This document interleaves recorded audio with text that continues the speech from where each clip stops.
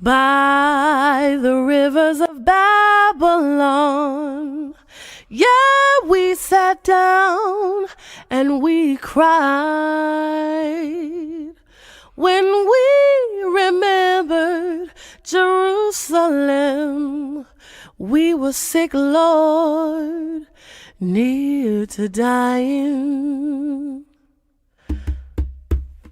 Oh,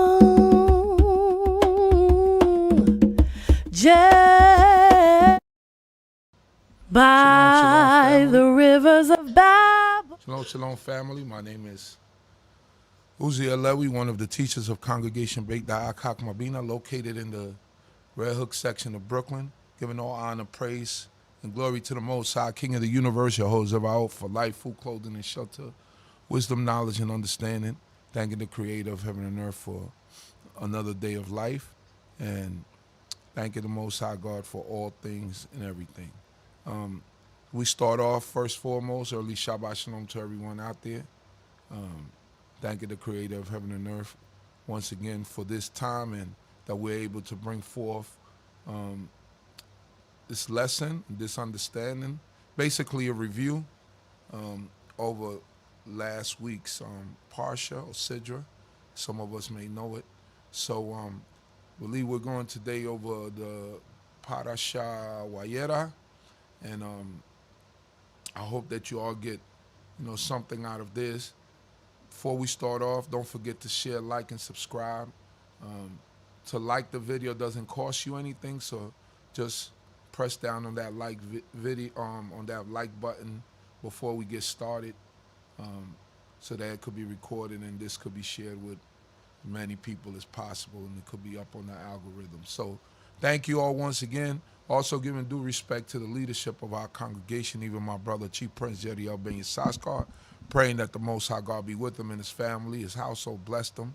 And I also pray that the Most High God be with all of us, Kobe Yisrael, scattered in the four corners of the earth. All of you who listen to us on a weekly basis, I pray that the Most High God will bless you all and grant you the desires of your mind that you desire in righteousness.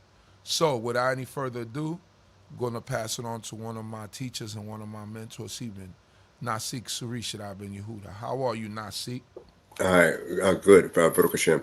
First of all, I'd like to give praises to the Supreme Intelligent of the universe, God of my forefathers, God of Abraham, God of Isaac, God of Jacob.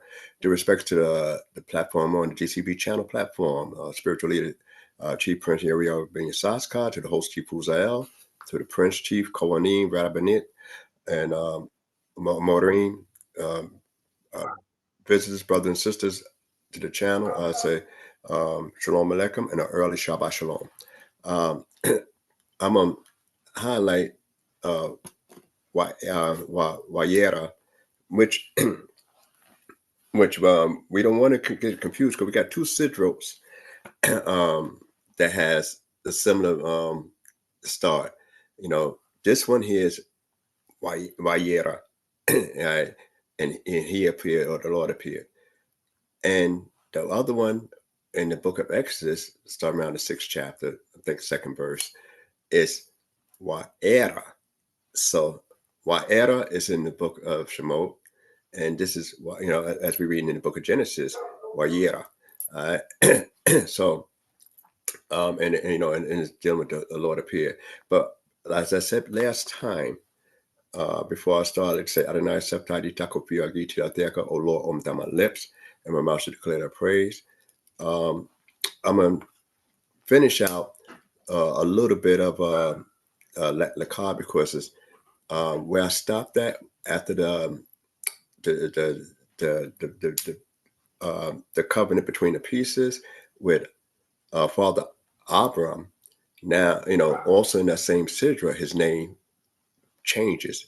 Sarai name changes to Sarah. And also we have a covenant of the flesh that's instituted. And I'll be remiss if I don't focus on those major aspects of their highest elevation. So that's why I said I'll conclude, go back a little bit, and then I'm gonna try to highlight as much as I can in the Sidra, Wayera. All right. So that being said, I want to. I left off at the 15th chapter and concluded of Genesis. And for those that want to read the whole thing, Wayera starts at the 18th chapter. Wayera starts the 18th chapter of Genesis, and it concludes at the end of the 22nd chapter. The Torah that goes along with that particular portion is from the book of Second Kings. The book of Second Kings, and it picks up 4th chapter 1 to 37. If you follow Ashkenazic custom, the Sephardics, they stop at the 23rd verse of that same chapter. So most people, even though they might follow or lean towards Sephardic, they tend to read the whole thing because messages, within it. So, but I'm just for those that want to further read and see some correlation between this particular sidra itself.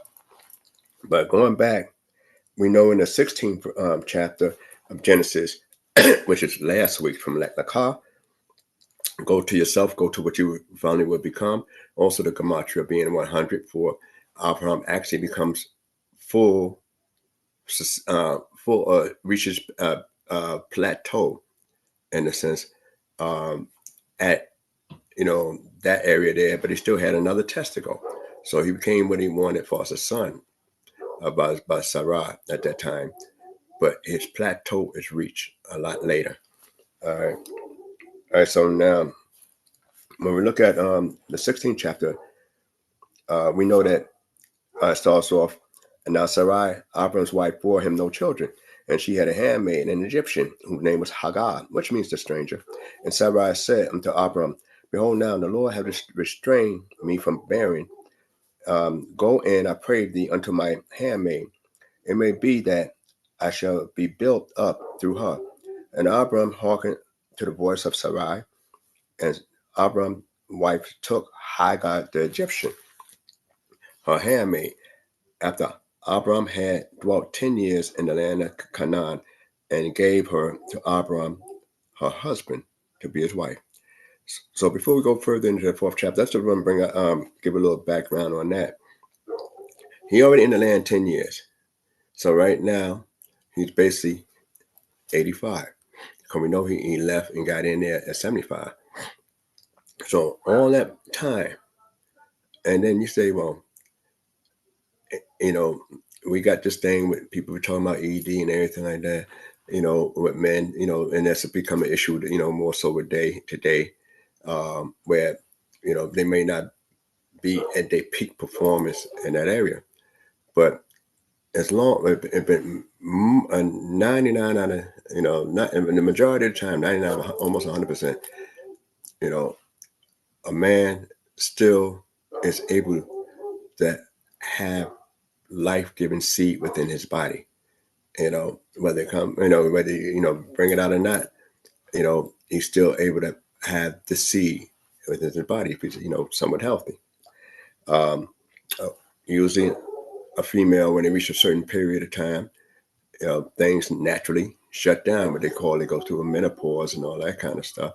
So that's a thing where in ancient times, some people might not have seen it like that, but she was barren. But she said that the Lord restrained her, not necessarily restrained him. So what I want to bring out is that she considering that she's the problem at this time, and not that he is the problem. She referred to herself as the problem. And then, we could, you could have a lot of arguments on both sides on that area. But I'm just going by the first premise that we see here,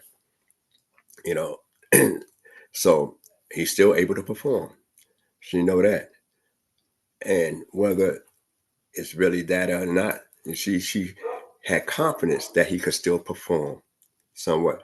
Now, it'd be a difference between that. But imagine a man at that age going to battle and fight and rescue his nephew Lot.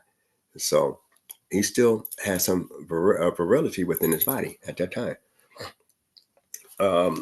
So when we look at this area, other area, we go further, and Abraham did that, but he did listen to a voice. So I mean, she really was serious. In a world where polygamy was known, men had more than one wives and stuff like that. That was, pretty much a common, a common practice, more so back in them days. And we, I know we have so many different issues today concerning that matter, but that's not the focus of my topic today. Now, in the fourth verse, it said, and he went unto Hagar, and she conceived, and when she saw that she had conceived, her mistress was despised in her eyes. So Hagar started looking at Sarah, different at that point in time, and said, and despised. That's kind of really strong. Like, you really nobody. So Hagar had to be, a much viral younger woman at the time, and she was able to be fruitful. And fifth verse, and Sarah said to Abram, my wrong be upon thee. I gave my handmaid into thy bosom, and when she saw that she had conceived, I was despised in her eyes. All right. Before I get to the next part, I always like to focus on terminology. That means that to show that she really was sincere about presenting her to this man, she actually placed her in a position where it could be embraced. Said, this is it. Not that Hagar ever asked, not that how Hagar felt about the matter, but basically she belonged to Sarai, and Sarai said, look, this is what I'm going to do. Now, we don't know if they had a conversation about it, how did she feel about it, all that kind of stuff. We don't read that. So, you can always come up with all kind of stuff in that area. And it said, and then after Sarah seen that the handmaid despised her, and she brings this to her husband, Abram, the Lord judge between me and thee. All right. All right. So now, one thing, I said, all right, what's interesting, that she first said, my wrong be upon thee. That would let you know this is the human side of the woman. And because if you did wrong, why should I bear the blame? Why should I be responsible for what you did in that area? But, anger sometimes make people get, don't use sometimes full rationale and everything in that area there. But just look at that. And then they talk about the Lord judge between me and thee. Now you can say, who's more right and who's more wrong? I want a higher source, an outside source. So she's still looking for a divine judgment in that area because of what the handmaid did, which was her suggestion. And she acknowledged that I made a mistake. Most people today don't even acknowledge they make a mistake. Most people today don't never even say I was wrong. Usually a person that can't admit when they're wrong, when they made a mistake, or be apologetic, usually that's a narcissist. And a lot of people are narcissists, and they don't realize that they are narcissists. That's just their attitude. They're better than everybody, they feel like they're superior, this kind of stuff. They do because they do a monetary weight, weighing between themselves and other people. I mean, that's usually a narcissist approach. Mother Sarah just saying, she admits she was wrong, but she's still saying, I'm not going to go through this by myself. My wrong be upon you. And, and then also one of the areas is that she's looking for divine judgment between, outside of this. But Abraham said unto Sarai, Behold, thou maidest in thy hand, do to her that which is good in thine eyes. And Sarai dealt harshly with her, and she fled from her face. And the angel of the Lord found her by a fountain of water in the wilderness, by the fountain of the way to Shur. That's the direction going back into Egypt, the Egyptian territory, where she was from. She headed back to where she come from, running. That means they had to be somewhat close to the vicinity, but that's a good ways that she went already as a pregnant woman. We didn't read where she took any supplies or anything like that. Also, what is remarkable is this the first time the term angel is used in scripture. We don't read about angels until this time. And the first encounter with the angel happened to be a woman, which is, something just to think about. And that's why we always like Genesis and BINAH, because you find a lot of firsts, as I said before, that this is the first time the angel is mentioned. And it's the first time you have a conversation, an encounter with a divine being. And that happened to be with this woman that was oppressed.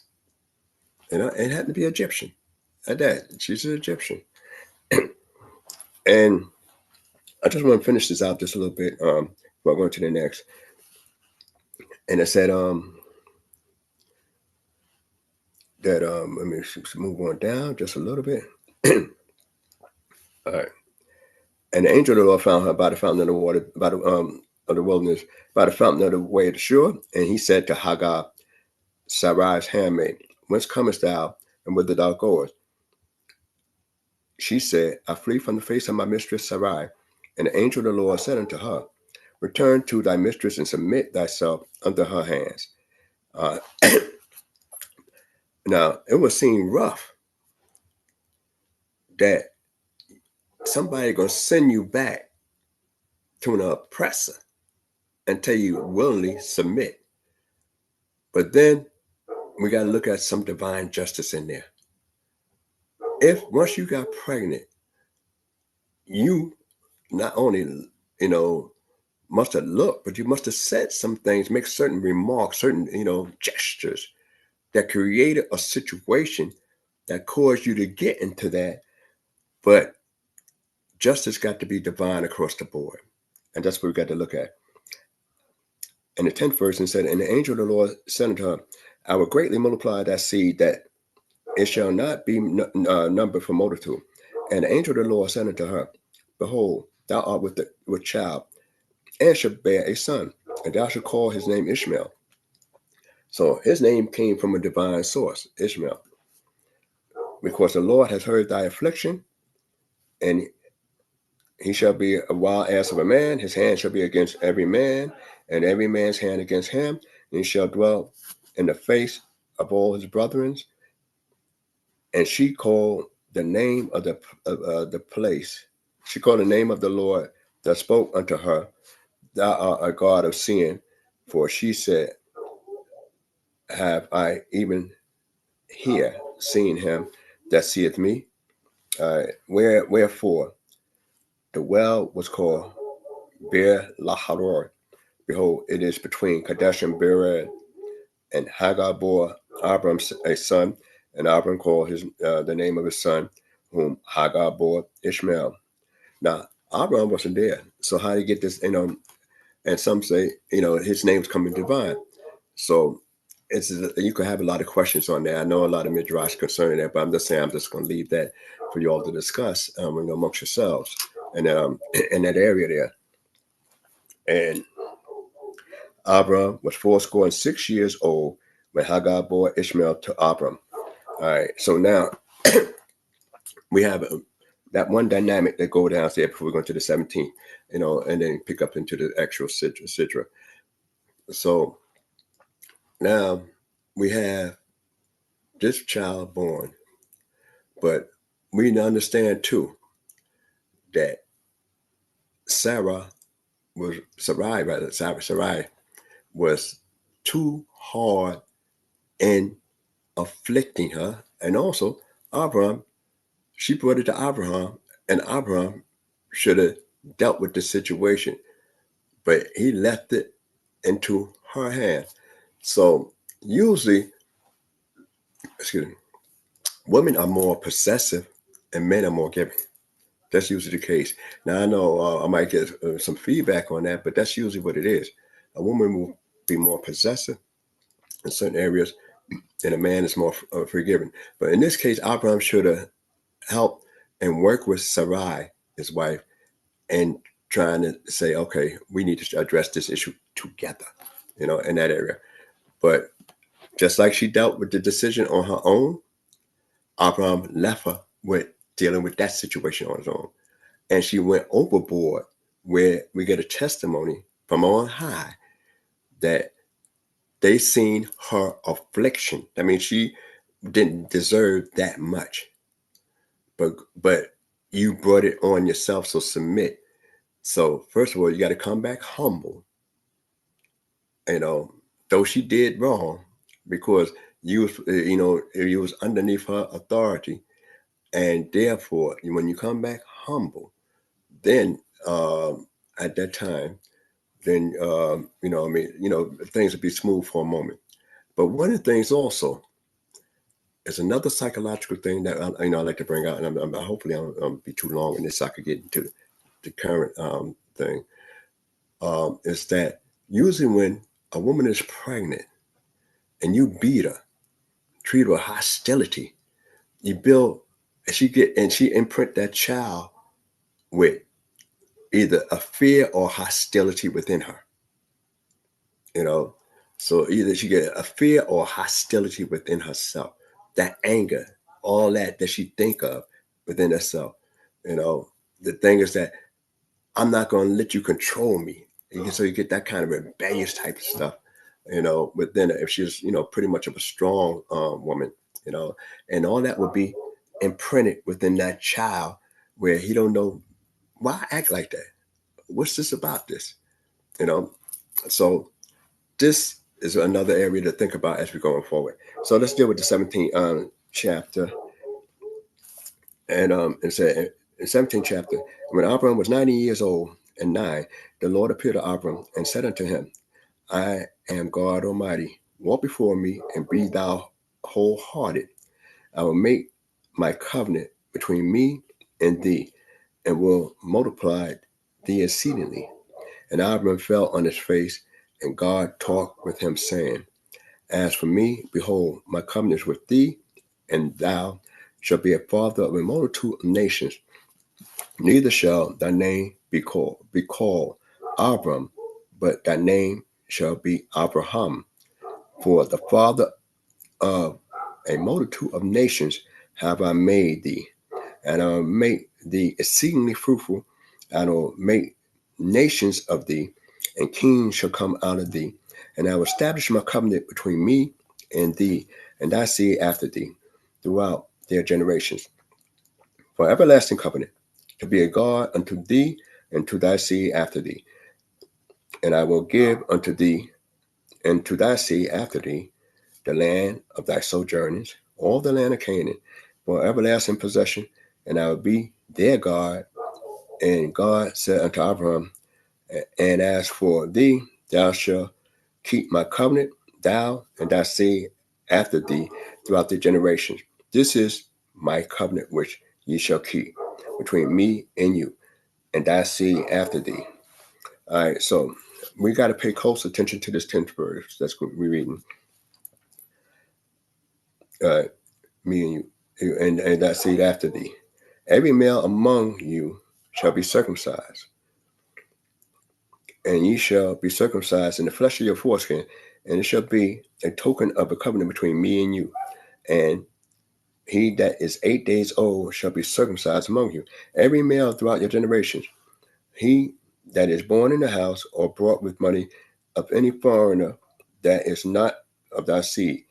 He that is born in thy house, and he that is brought with money, must needs be circumcised, and my covenant shall be in your flesh for everlasting covenant. And the uncircumcised male, who is not circumcised in the flesh of his foreskin, that soul shall be cut off from his people. He had broken my covenant. If you're a descendant of Abraham and you're not circumcised, then the covenant is broken. Being that you know it, you have 8 days at the earliest, they say, to be circumcised, but you can never be too old to be circumcised. All right. You could be a little bit early, but I'm not going to focus on that. Then I focus on in other talks. I want to finish this chapter out and then express some views. And God said to Abraham, as for Sarai, thy wife, thou shalt not call her name Sarai, but Sarah shall be her name. You should look up the meaning of those names, the difference. And I will bless her, and moreover, I will give thee a son of her. This is said already in Lech Lecha. Yea, I will bless her, and she shall be a mother of nations. Kings of people shall be of her. Then Abraham fell upon his face and laughed and said in his heart, shall a child be born unto him that is 100 years old?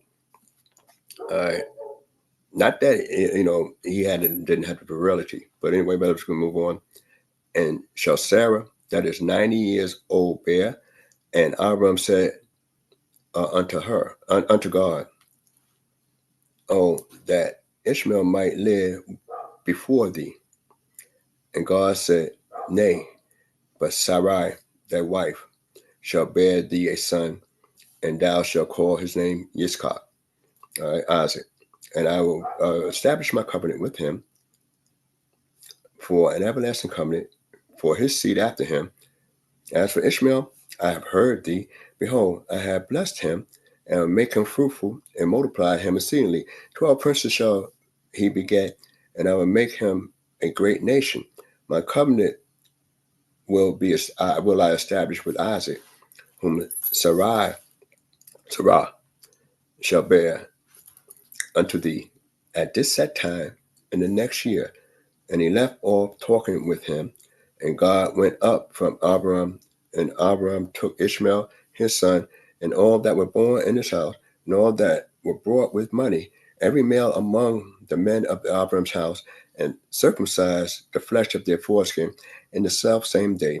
And God has said to him, and Abraham was 90 years old and 9 when he was circumcised in the flesh of his foreskin. And Ishmael his son, was 13 years old when he was circumcised in the flesh of his foreskin. And the self-same day was Abraham circumcised, and Ishmael his son. That concludes that particular portion. Excuse me. And all the men of his house, those born in his house and those brought with money of a foreign, were circumcised with him. That means he had brought other people after a process of time too, as servants. So that concludes Lech Lecha. But one of the things I like to bring out in Lech Lecha is this, that first of all, God never explained what circumcision was. So Abraham had to know. So when we say circumcision started with, Father Abraham, no, it became a covenant between God and Abraham and his descendants after them. And more so, the covenant will be passing through to Isaac when it comes to the land. So that was a sign in that sense there. Ishmael's part of that. He's 13, but he's part of the covenant. Also, you could discuss this area here. If everybody is circumcised that self-same day, and it's opinions on both sides, so just discuss it and think about it and look at the scriptures, that did Abraham circumcise himself first to become the first one to be into the covenant, since it's going to be his covenant? Or he circumcised his son and then everybody else, and then at the very end, he circumcised himself? Or did he have somebody else do the circumcision for everybody, being you'll be a little bit, uncomfortable at, especially when you're talking about grown men, not the infants, not too bad, but the grown men you're talking about at that time. So, and this is a media thing that's done, and he done it in one day. And we know he had at least 300 servants. So 318 servants That's the ones that went with him before. Not counting those he brought later on and accrued throughout a period of time. So this is something that, to think about and consider, because we're not the first to be circumcised, but it became a meaning. And also now those that follow a religious or a halakhic view, so to speak, those who go by rabbinic tradition, they have, like I said, those that follow it, they have a rule that usually they use a mohel, somebody that's observant, as they put it, because it should be done. And that's, I'm throwing this on top of what I just said. It should be done by somebody that recognized the relationship of the circumcision to God and that covenant. And therefore, according to strict Orthodox viewpoints, that it should be an observant, a person of Torah, that also does that, and that's why they look for a mohel. Now, if a guy's not a servant and circumcise you, they say, well, he doing it because you want it done, but then with it, but he don't have a belief that it need to be done. So they got these different, conversations going on. I'll just leave this on the table for y'all that, to talk about that, because this actually exists amongst a lot of circles, whether somebody observant does it, or somebody non-observant does it, and some people, especially around the circles I grew up under, we're not fortunate enough to have, a great deal of mohalim, that actually does those things. So, but you want your son, if you have a son, done. But I'm saying around certain circles, those that's really a real observant, then they only want someone that is really an observant guy and real recognize the value of it. All right.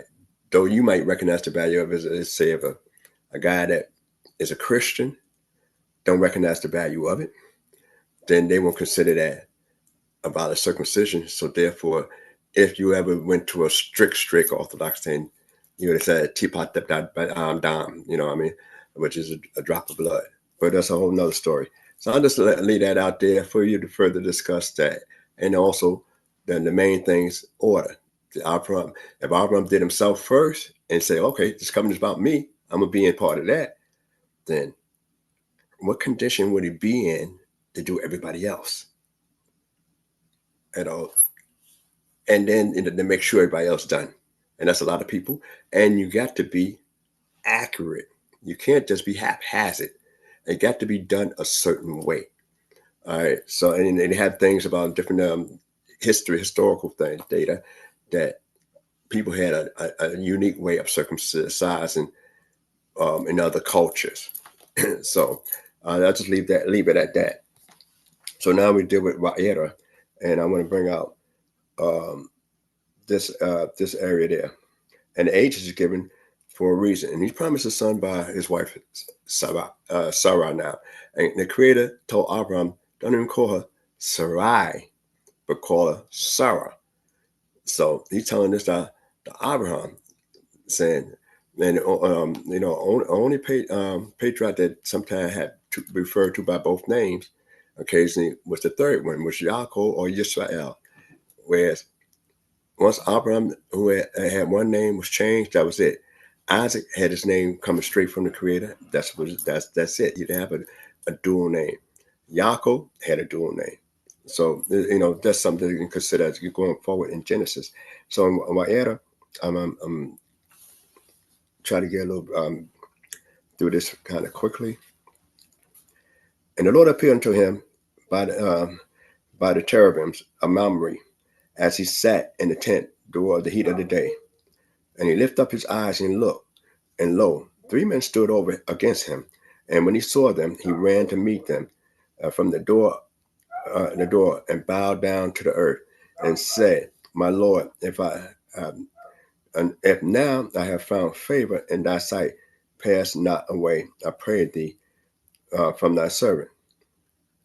Let now a little water be fetched, and wash your feet. All right. There's a lot of controversy about this here. and recline yourself under the tree. So before going to the 5th verse, if the Creator appeared, and this is the only time your Creator appeared, and you have no conversation going on at all at this time, and Abraham, and appeared in Mamre. Now we know we had three confederates. You had Eshcol, Aner, and Mamre, and they got a midrash about this area here, in this particular area here, which we're going. I might not focus on too much in this particular portion, but I think I spoke on it before, in a sense.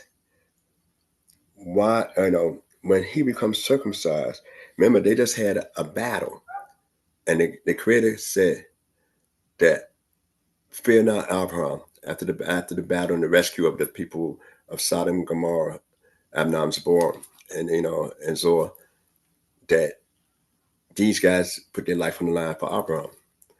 And yet, now, he's in this condition. All his servants, all his household, and as far as men, need to be healed. So they have a view, which I'm going to share this view anyway, because the Creator appeared in the Oak of Mamre. After 3 names, it's talking about his particular section. And most people what's the purpose of circumcision? Just for that, and that only Mamre was agreeable to him saying, look, I think you should do what God say do. That's one view in a nutshell. But one thing we know, and that makes sense. If you rescue your life from me, I'm the one going to be protected by the Creator. So now, if you have a problem over there, and you say, all right, Abraham, I need you and your people to roll out with me because I got this issue. We got this issue we got to handle. All right. My man is hurt. My man is weak. I can't give you that same reciprocal help and aid because we already trying to heal up from a situation.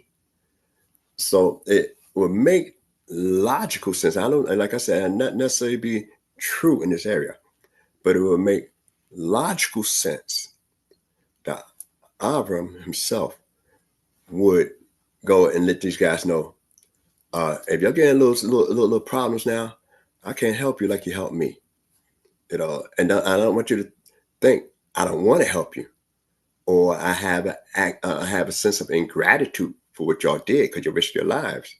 It's just that right now my condition is I'm unable to help, and my people are unable to help at this time.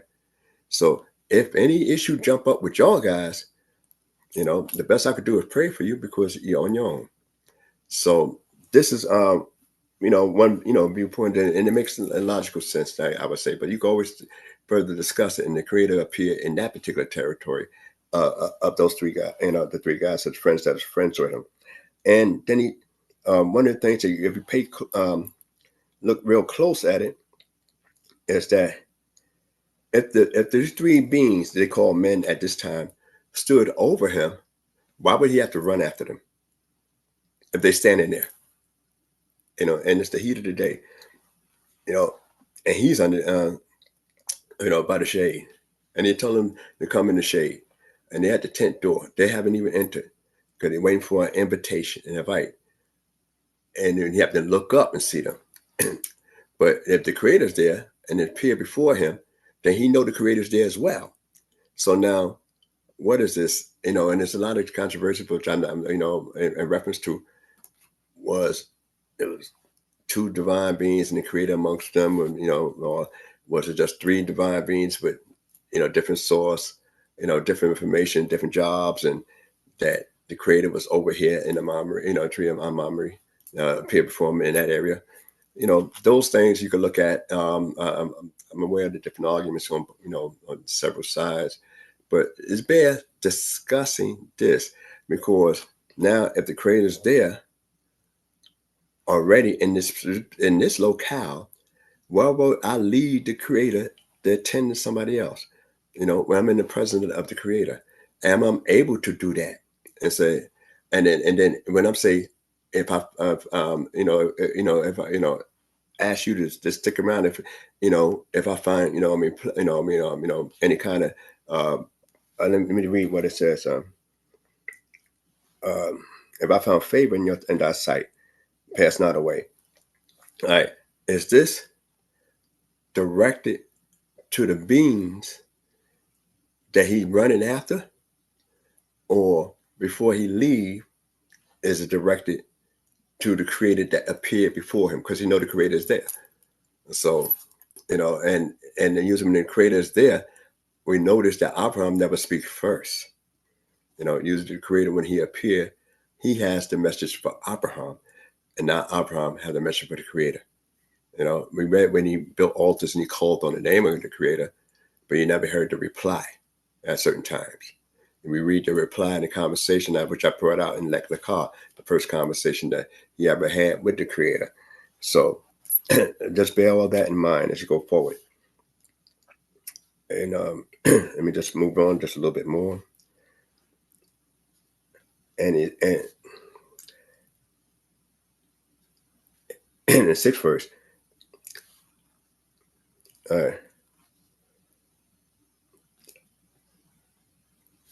and Abraham hastened unto the tent of Sarai and said, make ready quickly 3 measures of fine meal, knead it, and make cakes.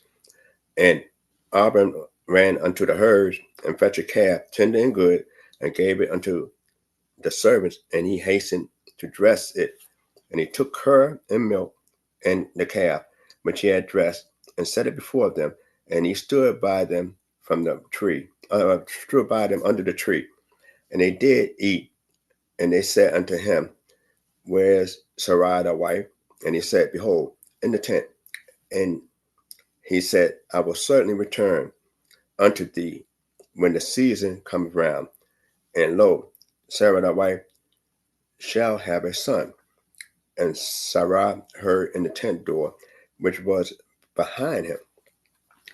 Now, Abram and Sarah were old and well stricken in years, age. And it ceased to be with Sarah after the manner of woman. And Sarah laughed within herself, saying, after I am waxed old, shall I have pleasure? My Lord being old also. All right, so now, so that when I really enjoy myself at this age. And then, she points out that Abraham is not really, capable anymore. So she pointed out that Abraham might be a problem. So a lot of times people may not see that they sometimes might be the problem. And then what I like about Genesis is that we see that our matriarchs, our patriots, they are human beings. They have world and life issues like other human beings, but it's being able to rise to the occasion and go higher than your circumstances is, in a spiritual sense with the Creator. So, but this is a statement here, but I'm not going to speak on it because there's other points I want to bring out within this particular sidra in a short time. But this is one of the things you bring about, that we read about our patriots.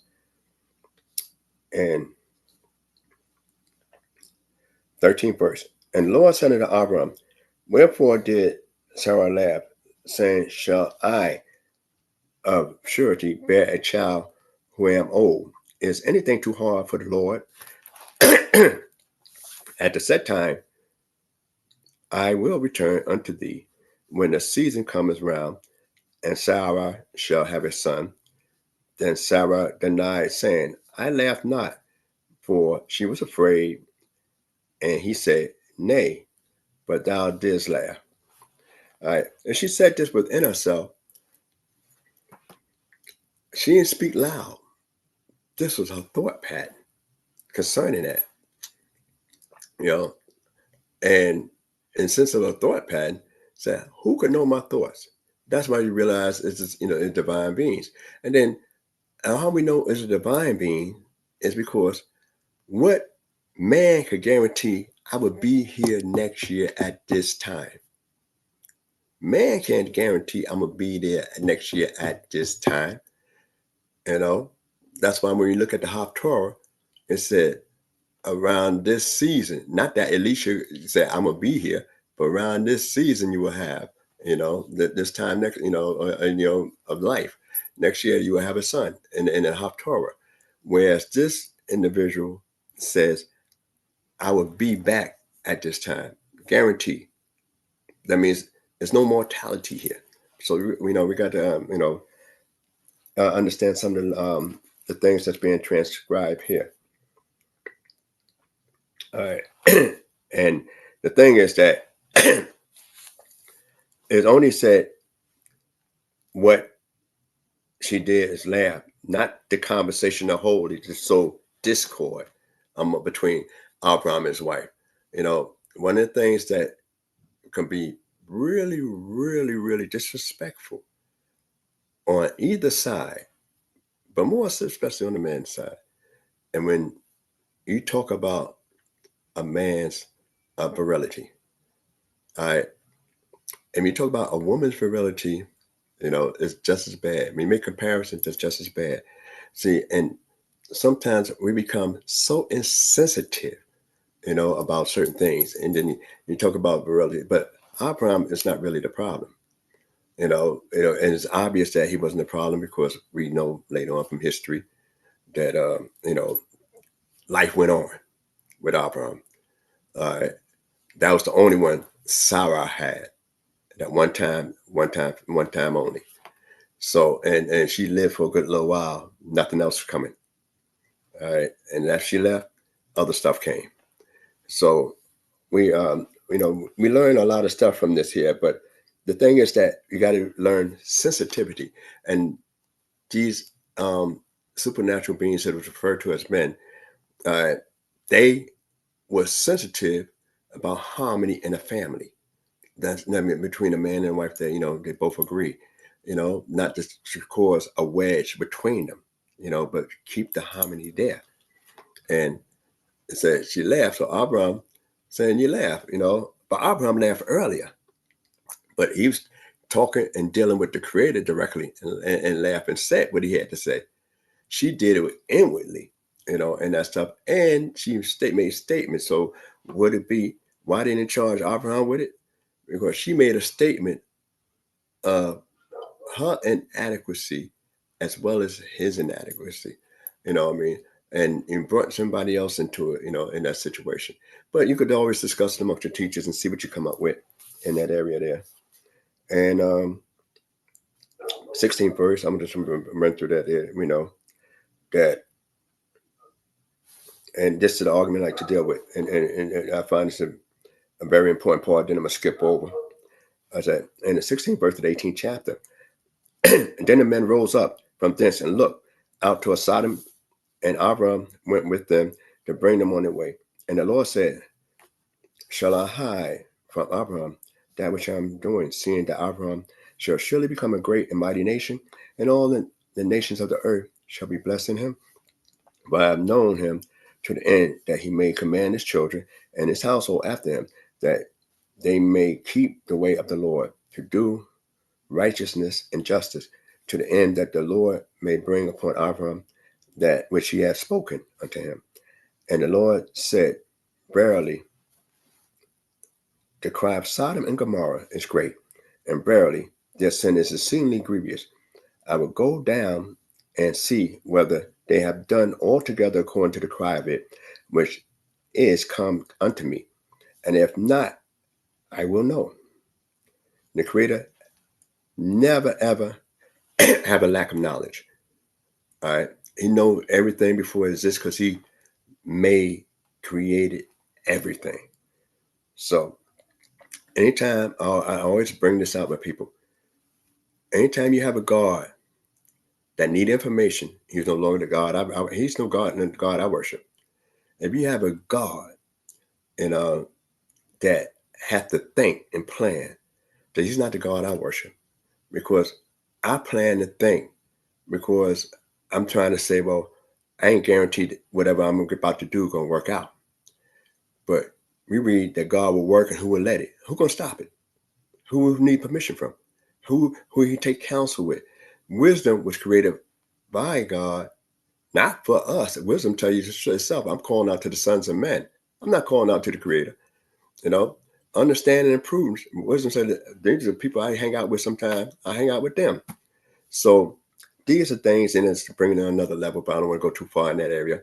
So Abraham should, and sometimes even our great fathers don't really listen as well as we say should listen. Because some people hear what they want to hear and focus on what they want to focus on. And that's why when you read scriptures, you always got to go back. And that's why you always got, you tend to learn more and more as you go back over a particular portion in scriptures, because what you're looking for at one time, you might see something else the next time that you read, saw, but didn't really perceive. So, and that's why we go over it all the time. And the 23rd,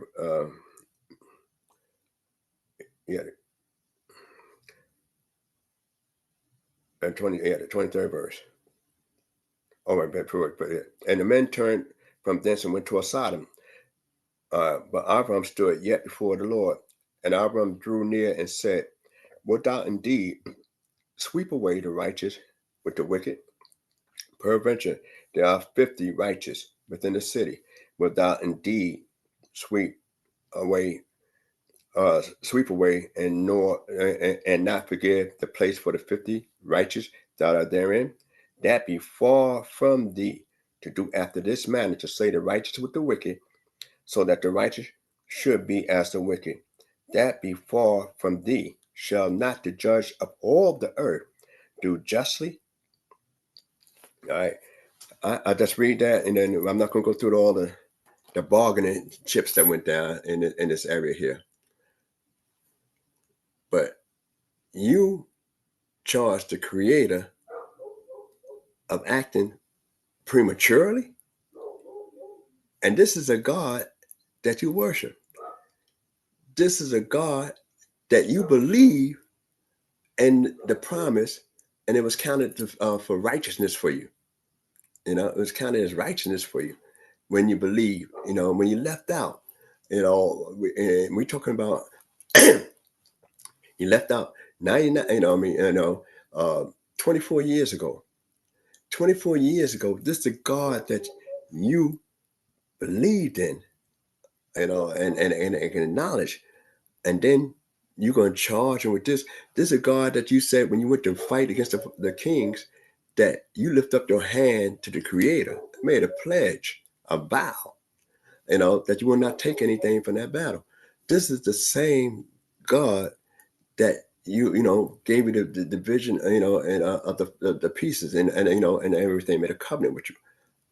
And you'll see, this is the same God that already told you that Sarah going to have a child. This is the same God that when we look at, that you, went into a covenant with, and you guarantee for your children, So when we look at all this stuff here, that you're going to charge him with by acting prematurely.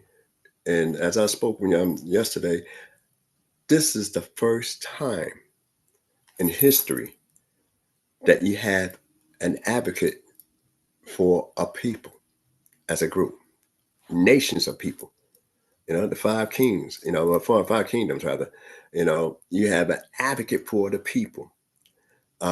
Before that, you didn't read where, and Noah, though he was a righteous man, and everything like that, and walk before God and all that. You never read where he actually was an advocate. Enoch, great as he was, that walked with God and God took him. You never read where he was an advocate for anybody. All right.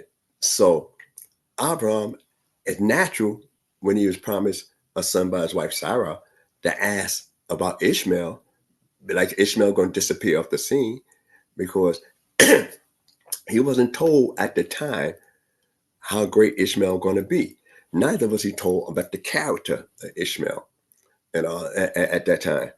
So he even talk about that. But now the world stage is different. And we knew already when Lot went down into the area in the plains of Sodom, where it was like the garden of the Lord for us, fertility and everything like that there, that he knew automatically that said that the people was exceedingly wicked at that time. So when he entered Canaan land, and like I spoke on before, he entered the land of Canaan. What did he do at the time? It says he entered the land of Canaan with all the souls they had gotten. That means he was proselytizing men, and his wife was proselytizing women. That's why I say they have gotten. And yet, after the battle and the destruction of the 4 kings to bring back all the people, the king of Sodom says, give me, the souls. You keep the property, but give me the souls. So now it brings a question that they already gotten souls. That means that they've got people to be on board and think like them. The king of Sodom could have been implying, and you could discuss it further, that those people think like him. The first rebellion you read about is from a man against man in World War, was with the people of the 5 kings against the 4 kings. And they didn't want to pay tribute, and they stopped. So that's the first time you read about a rebellion against man directly as nations. If he went to rescue Lot, did he have to bring it back to everybody? And if he brought back everybody when he knew it was wicked from the beginning, he had to know the talk going on in Sodom, because it said the cry waxed up. And the Creator is teaching us that because you hear something, you got to put your eyes on it as well. You just can't go by hearsay alone. You got to be able to eyewitness certain things, and that's what witness is. You got to see it, So, so then when we look at that area there, not only do we talk about he's being an advocate for Sodom, it said that no matter how bad a person is, that you can learn that you can say he's in the image of the Creator. So being an image of the Creator, he must be something there that I could speak to on his behalf. There's never a person alive. There's not something there that you could speak about that individual on their behalf. So this is a real a paramount thing to think about, that you have a man in the scriptures who happened to be Abraham, who we're supposed to look to, that is the first advocate for any human being that happen to be, in this case, criminals. We get a lot of prosecutors, but you don't get a lot of defenders of mankind. But you get a lot of persecution of mankind from a lot of different areas. So that's one lesson that we got to learn from this area here, that he's trying to defend nations that he know, if God heard it and people talking about it, and they're talking about it bad enough, and we read about it before, why would Abraham defend them? Because if you're going to be a blessing to other nations, then can you, if you're supposed to be a light into the world, all right, like we say in BINAH, to win friends and influence people to a better way of life and a better lifestyle, then shouldn't you be influential? It was influential before, when you started off on your mission. You say you entered the land with all the souls you got.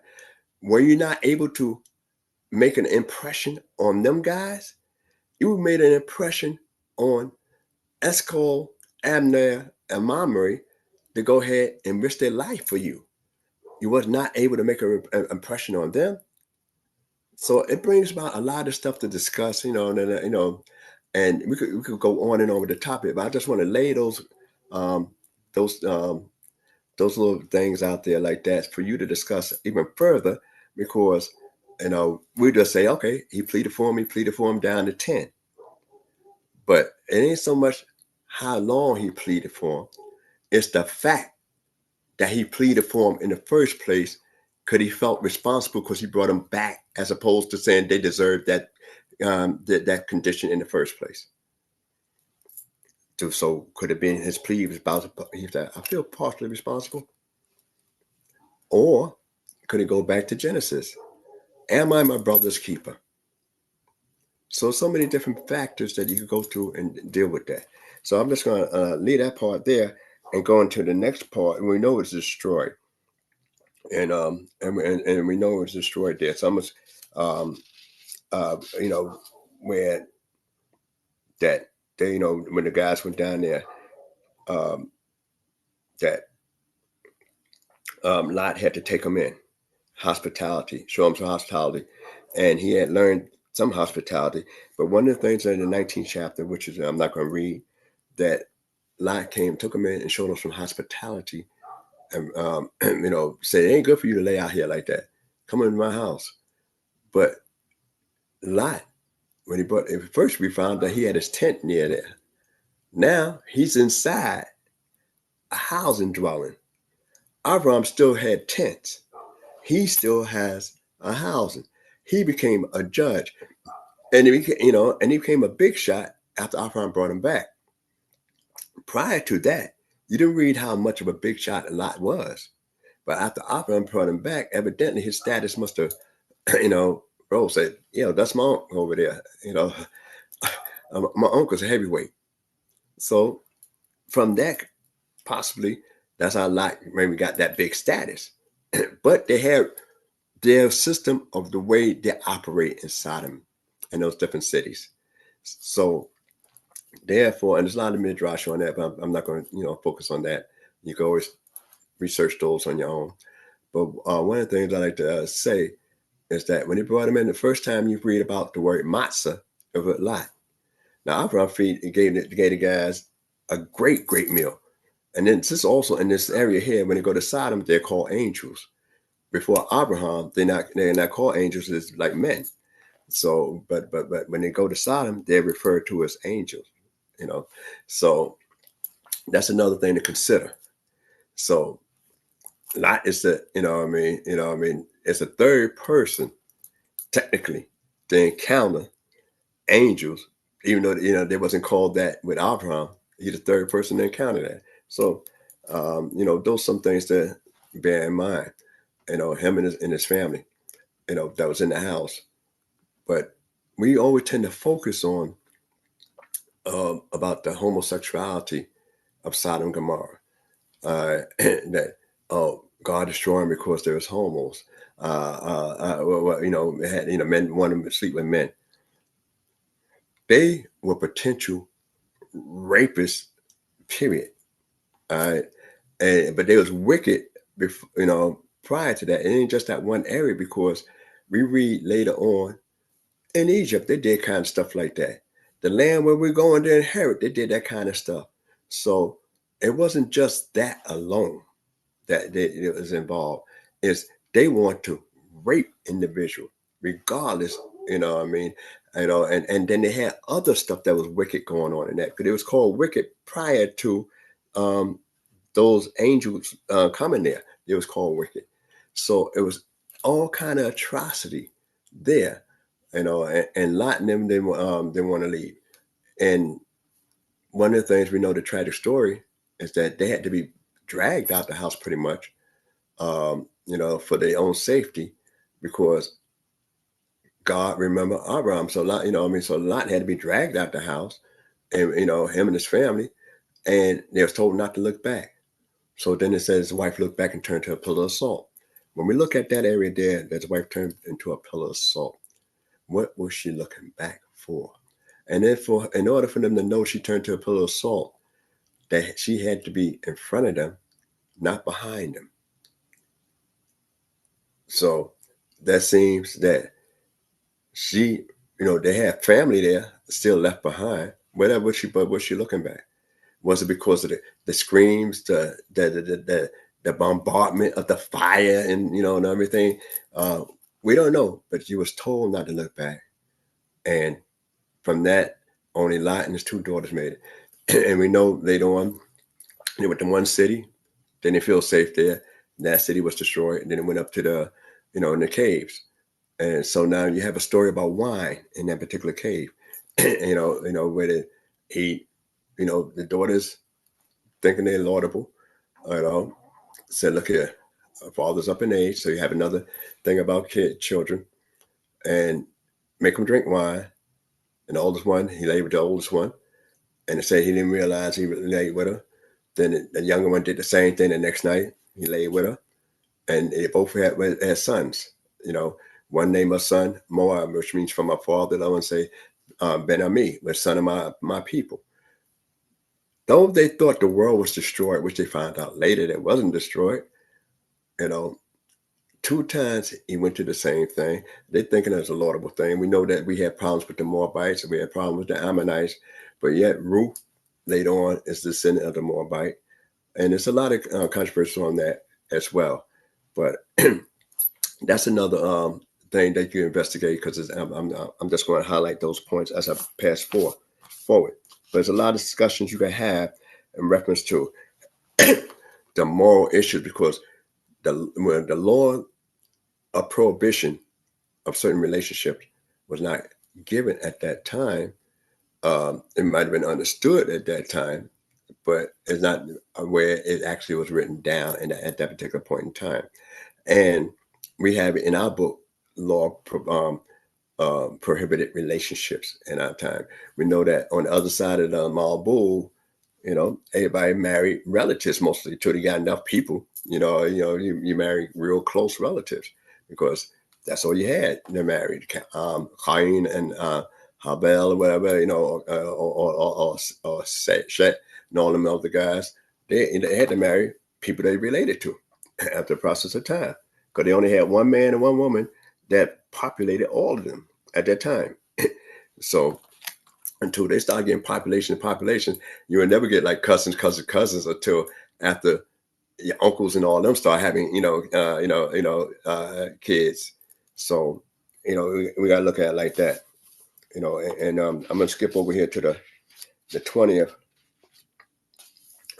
chapter, and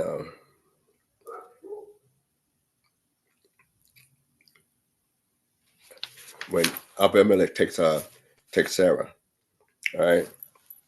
So it says, and Abraham journeyed from thence and towards the land of the south, and dwelt between Kadesh and Shur, and sojourned in Gerar. And Abraham said of Sarah his wife, she is my sister. And Abimelech, king of Gerar, sent and took Sarah, but God came to Abimelech in a dream of the night. All right. and said unto him, behold, thou shalt die because of the woman whom thou hast taken, for she is a man's wife. Now Abimelech had not come near her, and he said, Lord, wilt thou slay even a righteous nation? Now that sounds like he heard that from Abraham. But anyway, and it said in the 5th verse, said he not himself unto me, she is my sister?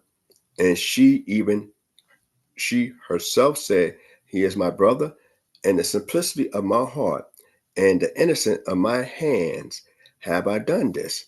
All right. So he did the investigation. Who's this woman?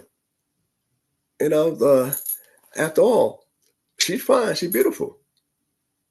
And you mean to tell me you couldn't tell that she's pregnant at this time? Maybe the clothes were loose fitting. She didn't look like she was pregnant. She didn't look like she was really, really bulging. So she might have not looked real pregnant at that time. So it's after the Sodom and Gomorrah situation. So, after that time, and she's pregnant, then she may, or she might have been in very, very early stages, whatever the case is, but she didn't look pregnant. And he went on and said that, living there for a while. Now you figure, he living there 24 years. And he still said that. And he had to ask her, because I'm not going to accept what he say. I need to find out from you. Is this your husband?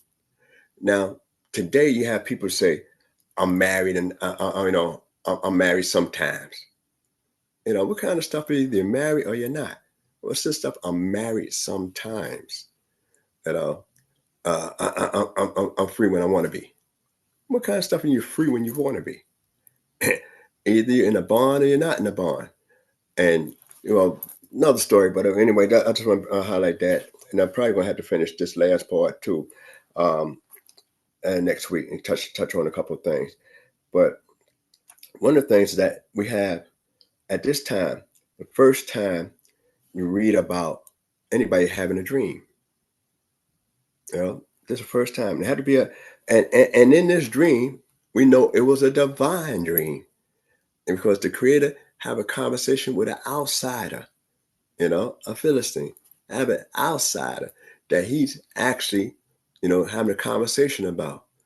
And he letting you know that I'm not like anybody else may be around me. I'm not like the people inside. I'm not like so-and-so like that. I'm not like the people in the first part of the world, that every man took wives of whom they chose. I'm not like that. I investigated and said, look, I generally say, well, I would like to have a wife that looked like her, that carry herself a certain way. That's what I like. And then right after that, and it says that in the I think 6th verse. Let me see, 5th verse. In the 6th verse, and God said unto him in the dream, says all this going on in the dream.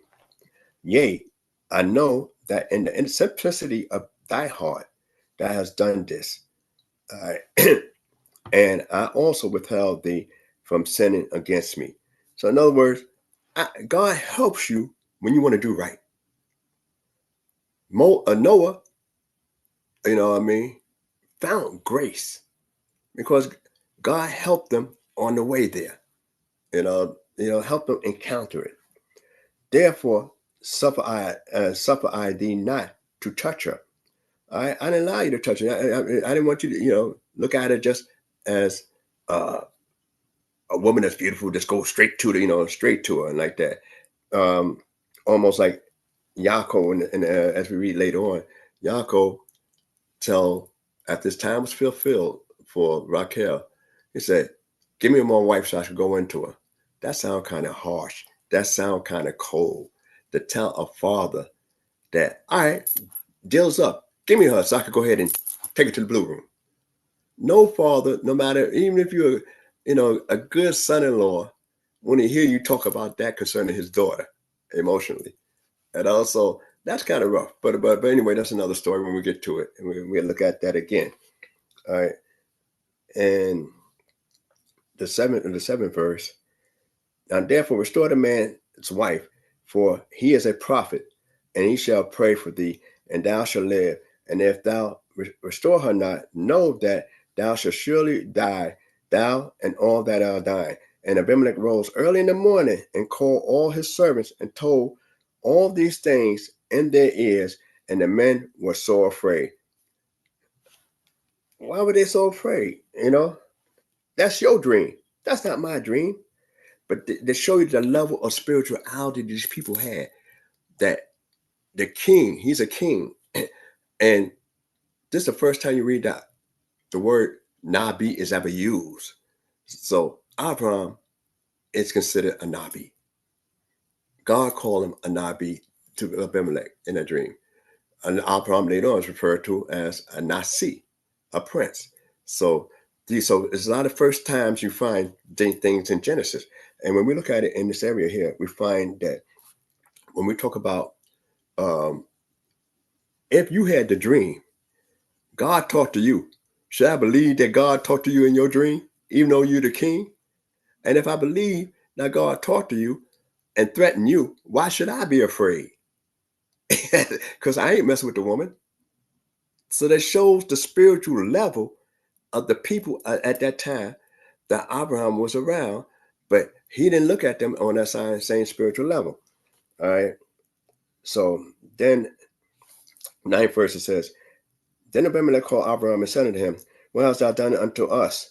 And wherein have I sinned against thee, that thou hast brought on me and on my kingdom a great sin? So you bring this on, you hold my whole people responsible for this. You brought drama to my whole people, and they're afraid because of what God told me, And so I thought me and you was all right, and thou hast done, and thou hast done deeds unto me that ought not to be done.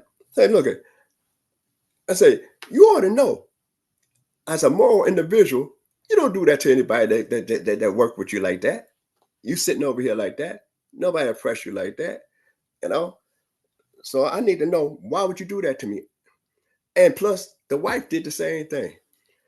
And Abimelech said unto Abram, What sawest thou that thou hast done this thing? And Abram said, Because I thought, not that he saw, I thought, surely the fear of God is not in this place, and they will slay me for my wife's sake. So that's the great Abraham, who went by what he thought, not what he's seen.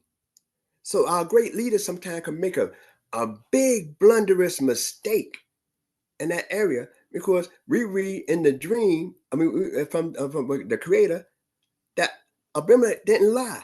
He did due diligent investigation as far as he could go, and he got caught up in a situation like that. But we know how the story ends, right here, it said, and Abraham said, in the 12th verse, and it says, I'm finished 11th verse. And Abraham said, Because I thought, surely the fear of God is not in this place, and they will slay me for my wife's sake. And moreover, she is indeed my sister, the daughter of my father, but not the daughter of my mother. And so she became my wife. And it came to pass, when God caused me to wander from my father's house, that I said unto her, This is the kindness that which thou shalt show unto me at every place whither we shall come. Say of me, He is my brother. And Abimelech took sheep and oxen, and men servant and woman servant, and gave them unto Abraham, and restored him Sarai his wife. And Abimelech said, Behold, my land is before thee, dwell where it pleases thee. And unto Sarah he said, Behold, I have given thy brother. And she's still going to say, thy brother. that's kind of ironic, because it's the wife now. Because I've given your brother, 1,000 pieces of silver. Behold, it is for thee a covering of thy eyes to all that are with thee, and before all men thou art righted. And Abraham prayed unto God, and God healed Abimelech and his wife and his maidservants, and they bore children. For the Lord has fast closed up all the wombs of the house of Abimelech because of Sarah, Abraham's wife. I'm gonna stop there, and I'll probably finish it up next time. But one of the things I like to bring out in reference to that particular portion is that people was played, but he didn't know it was coming from that at all, And you notice the last part, he said, Look here, I give it to your brother. In other words, he didn't try to take vengeance and venom out on her, deceiving him as that either. Because he said the man was responsible for bringing that out, not her. So he didn't try to make her feel any way concerning that. So I given this to your brother. And also, he said, you could stay in the land wherever you like. And I'm giving you some servants. Whereas the king of Egypt, I'm going to send you an escort to make sure you cross that border out of here. So there's a big difference. So, with that, I hope you got some of what I said. Any mistakes with my own, I'll try to conclude that as well, because there's just so many different stories and then be highlighted in the early parts of very sheet. So, with that, Shalom Aleichem and early Shabbat Shalom. Hallelujah, hallelujah, torah by Nasik. Thanking you all once again for joining us. Don't forget to hit the like button. It costs you nothing to hit the like button, so give us a like. Don't forget to subscribe to the channel so that you can leave comments during the chat. If you're not subscribed, you're not going to be able to leave a comment. It takes about a week, and then the following week you're able to leave live chats, and then you could always leave a comment. The comment section is open for anyone, whether you're subscribed or you're not. All right, so thank you all once again. Everyone have a great Shabbat sleep. May the Most High God bless each and every one of you. Don't forget that our start time now is 10 a.m. for the regular Shabbat day service. So may the Most High God bless each and every one of you. Shalom, shalom. Everyone have a great night's sleep. Hallelujah. Let's get knowledge, wisdom, understanding. We'll do our standing. All praises to the Most High, His laws and commandments. The CHOKMAH BINAH here to push it through your speakers. Judgment, truth, and love should be coming from the leaders. Yeah, knowledge, wisdom, understanding. We'll do our standing. All praises to the Most High, His laws and commandments. The CHOKMAH BINAH here